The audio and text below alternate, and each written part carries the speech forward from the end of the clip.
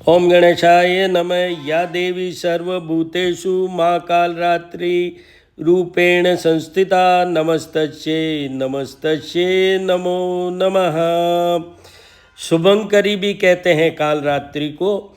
कीजिए इनकी उपासना और पूजा और अपने शनि ग्रह को सुधारिए।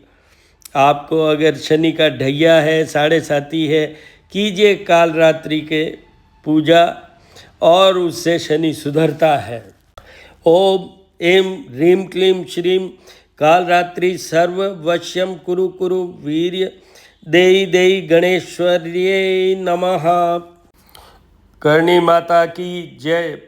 आज करणी माता का जन्मदिन है। 638 जो दर्शन कीजिए और उनकी उपासना भी कीजिए। ओम करणी माता नमः। ओम महामाया नमः।